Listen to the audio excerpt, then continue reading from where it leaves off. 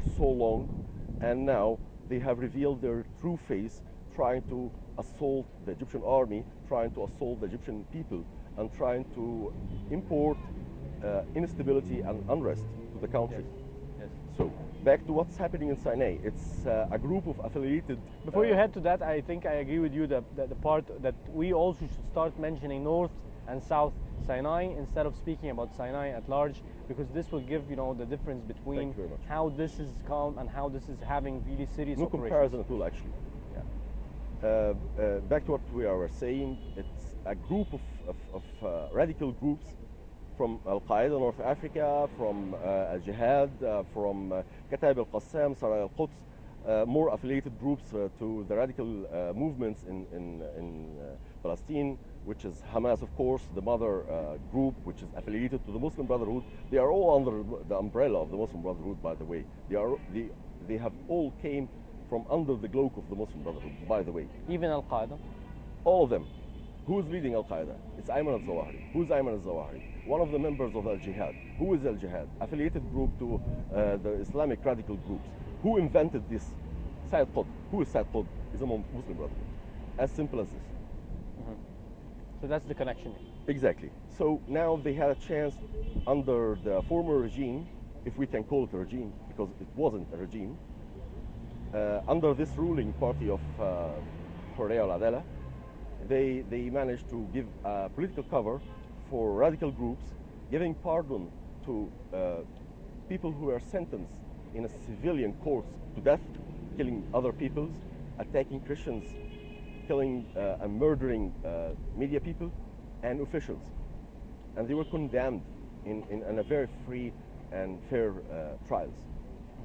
In your opinion, why are they established in this area, and why are they? Sinai has always been the dream to be the stronghold for the radicals. You remember they are trying to sell the idea that they are fighting with the name under the name of Islam, and fighting under the name Islam will never be completed unless you are fighting against the to free the occupied territory of Palestine. Yes. And this has always been their dreams. So now they are trying to take this place as stronghold. Nevertheless, I would doubt that even they succeeded, and this is never going to happen, not in this life. If they did, hypothetically, they will never pull one trigger against Israel, because they have never did this. And they have always targeted the stability of other countries, not the country that they were supposed to be fighting to retain their freedom back from.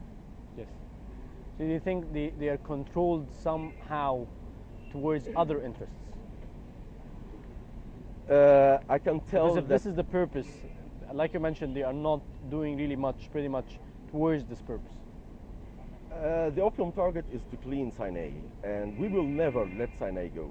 We paid thousands of innocent and honorable people who died for this land, and it's not our generation to let go, and we will never let go. And it's not them to push us away from this. Do you think there is like a mix or a confusion of people who are misled within these groups, who are fighting with the name of jihad, which is if we took it from a religious perspective, is not really much of an issue, but being armed is definitely a security issue. Do you think people are really mixed there, because you have a lot of insights and you have seen a lot of reports about the type of people and these types of groups? Do you think there is a lot of people who are misled and who have maybe good intentions to be supporting the country somehow? Yeah, unfortunately, but those are very minor, because things are quite obvious to be misled. I mean, it's far from the Sharia, killing people, killing innocent people. You know what the jihadists say? You know, they say if he's so innocent and he died in one of our incidents, then he will be getting back to his God with his innocent soul and go to the heavens. We did no harm to him. And this is ridiculous, and this is against all religions. So it's quite clear. I mean, when I plant a bomb, a device to be exploded in a public area, targeting one person, killing dozens of persons, this is not quite right. This is not anything to religion. This is not anything to mercy, to humanity, to nothing. So it's all about politics. It's all about controlling countries. It's all about the dream that they have to establish one country under their rule, under their own perspective and ideologies of Islam. And this is now a losing game because with the media, with the new communications, the ordinary citizen is not an easy catch for them. So that's why I said minor number of those are misled. Yes. But the rest of them, they have ideologies, they have plans, and they are working accordingly.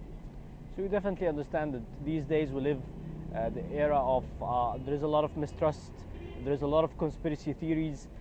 Some people also are not trusting the police force, and this also comes to the way, I think it comes to the time with the way and the mechanisms the police force is using, or service is using their reports to be publicized and to be more transparent than they used to, so that the people knows what's behind these reports, because definitely they know a lot. Do you think this should be a very important phase in the life cycle of the police force today? Well, I would say that the police got the message and they had a very hard lesson to learn during the January 25th. And they understand that what was happening with some violations, it's not going to happen. And they understand now. But from this moment on, the ideologies of the police apparatus have changed. And now they gain the trust of the people, or so I claim. Most of the Egyptian people are supporting, and they understand what type of a war that the law enforcement are now against. And they know that it's their country on the stick now. It's our lives, it's our children's lives, it's our future against those people. Now everything starts to be revealed. The aggression coming from their side, killing the mass killing of ordinary people, and targeting and terrorizing people. It's a clear message that pushing the ordinary citizen to support the police during this fight. But I think it's a deeper problem, rather than only changing the ideologies of the police. We need our police to be a moderate police. We need our police to be a technology police. We need diplomatic. Our police to be trained. Exactly, sir.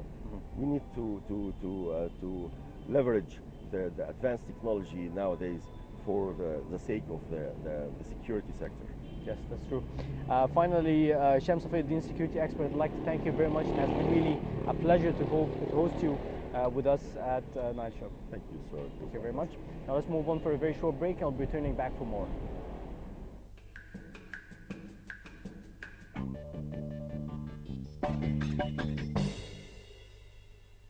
Sinai, Egypt's main security test now.